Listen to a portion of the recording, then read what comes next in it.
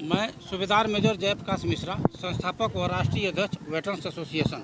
मैं यह बंगाल के चुनाव के बारे में पूरी बंगाल की जनता से यह कहना चाहूँगा कि चाहे वोट किसी को भी दे दो, लेकिन बीजेपी को और कांग्रेस को दो को नहीं देना। बाकी निर्दलीय खड़ा होता है, चाहे जो भी पार्टियां हैं, हम ये नाम नहीं लेंगे, जिसको देना है उसको दे दो।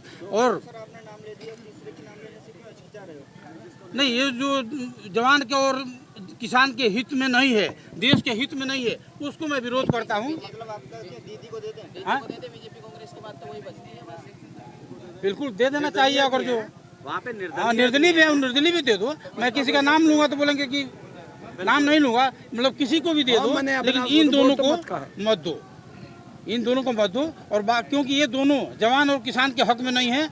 बीजेपी ने भी हमेशा जवानों के नाम पर वोट लिया है और हर बार जवानों के नाम पर ही जीता है, लेकिन जवानों के लिए कुछ भी नहीं किया है।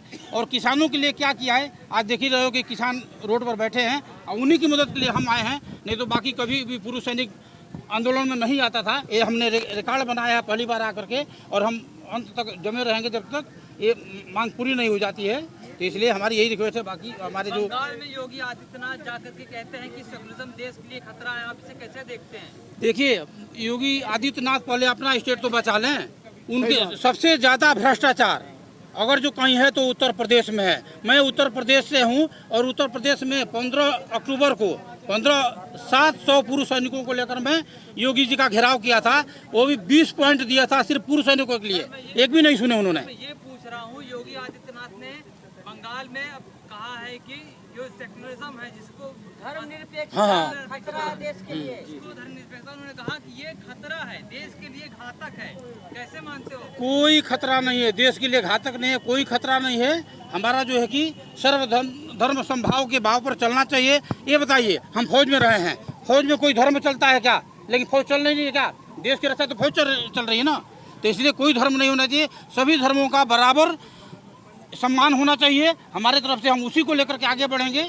सब धर्म हमारे लिए हमारे हिंदी हो, मुस्लिम हो, सिख हो, ईसाई हो। कहीं ना कहीं आपकी नजरें भी, आंदोलन की नजरें भी चुनावों पर है। बंगाल के चुनाव, इसके बाद फिर जहाँ के चुनाव होंगे, बिल्कुल यूपी चुनाव, हर चुनाव में हम जाएंगे। जब तक ये अगर जो तीनों बिल वापस नहीं लेते हैं तो हर चुनाव में भी जाएंगे। हम जनता से यही गुहार करेंगे, इन दोनों को नहीं देना। कहीं ना कहीं चुनावी आंदोलन चुनाव में जाना इसलिए जरूरी हो गया है क्योंकि ये बार बार एक ही एलिगेशन लगाते हैं कि अगर हम सही हैं तो हम वहां से चुनाव कैसे जीत गए।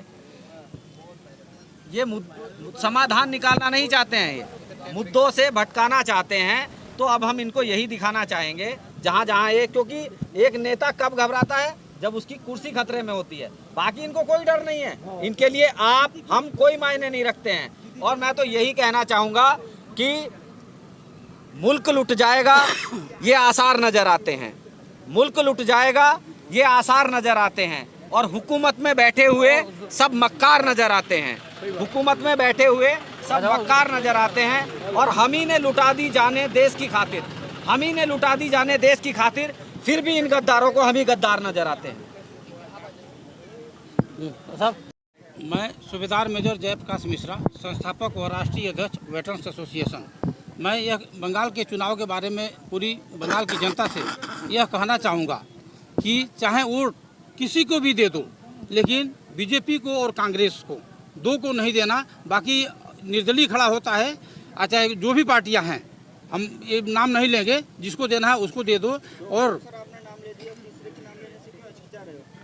नहीं, ये जो जवान के और किसान के हित में नहीं है, देश के हित में नहीं है, उसको मैं विरोध करता हूँ। मतलब आपका दीदी को दे दें? बीजेपी कांग्रेस के बाद तो वही बचती है। बिल्कुल दे देना चाहिए। अगर जो वहाँ पे निर्दलीय भी दे दो। मैं किसी का नाम लूंगा तो बोलेंगे कि नाम नहीं लूंगा, मतलब किसी को भी दे दो, लेकिन इन दोनों को मत दो, इन दोनों को मत दो। और क्योंकि ये दोनों जवान और किसान के हक में नहीं है। बीजेपी ने भी हमेशा जवानों के नाम पर वोट लिया है और हर बार जवानों के नाम पर ही जीता है, लेकिन जवानों के लिए कुछ भी नहीं किया है।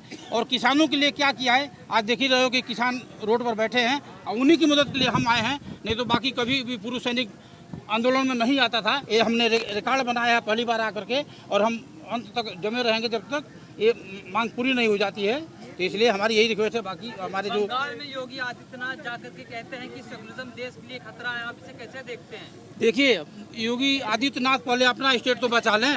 उनके सबसे ज़्यादा भ्रष्टाचार अगर जो कहीं है तो उत्तर प्रदेश में है। मैं उत्तर प्रदेश से हूं और उत्तर प्रदेश में 15 अक्टूबर को 700 पूर्व सैनिकों को लेकर मैं योगी जी का घेराव किया था।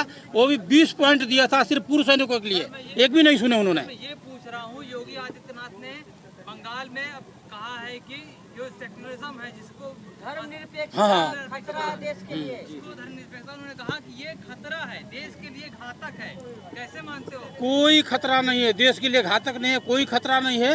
हमारा जो है कि सर्वधर्म समभाव के भाव पर चलना चाहिए। ये बताइए, हम फौज में रहे हैं, फौज में कोई धर्म चलता है क्या? लेकिन फौज चल नहीं है क्या? देश की रक्षा तो फौज चल रही है ना। तो इसलिए कोई धर्म नहीं होना चाहिए, सभी धर्मों का बराबर सम्मान होना चाहिए। हमारे तरफ से हम उसी को लेकर के आगे बढ़ेंगे। सब धर्म हमारे लिए हमारे हिंदू हो, मुस्लिम हो, सिख हो, ईसाई हो। मतलब अब कहीं ना कहीं आपकी नजरें भी, आंदोलन की नजरें भी चुनावों पर है। अभी बंगाल के चुनाव, इसके बाद फिर जहाँ के चुनाव होंगे वहाँ, बिल्कुल यूपी चुनाव, हर चुनाव में हम जाएंगे। जब तक ये अगर जो तीनों बिल वापस नहीं लेते हैं तो हर चुनाव में भी जाएंगे। हम जनता से यही गुहार करेंगे इन दोनों को नहीं देना। कहीं ना कहीं चुनावी आंदोलन चुनाव में जाना इसलिए जरूरी हो गया है क्योंकि ये बार बार एक ही एलिगेशन लगाते हैं कि अगर हम सही हैं तो हम वहां से चुनाव कैसे जीत गए। ये समाधान निकालना नहीं चाहते हैं, ये मुद्दों से भटकाना चाहते हैं। तो अब हम इनको यही दिखाना चाहेंगे जहां क्योंकि एक नेता कब घबराता है, जब उसकी कुर्सी खतरे में होती है। बाकी इनको कोई डर नहीं है, इनके लिए आप हम कोई मायने नहीं रखते हैं। और मैं तो यही कहना चाहूँगा कि मुल्क लुट जाएगा ये आसार नज़र आते हैं, मुल्क लुट जाएगा ये आसार नज़र आते हैं। और हुकूमत में बैठे हुए सब मक्कार नज़र आते हैं, हुकूमत में बैठे हुए सब मक्कार नज़र आते हैं। और हम ही ने लुटा दी जाने देश की खातिर, हम ही ने लुटा दी जाने देश की खातिर, फिर भी इन गद्दारों को हम ही गद्दार नज़र आते हैं।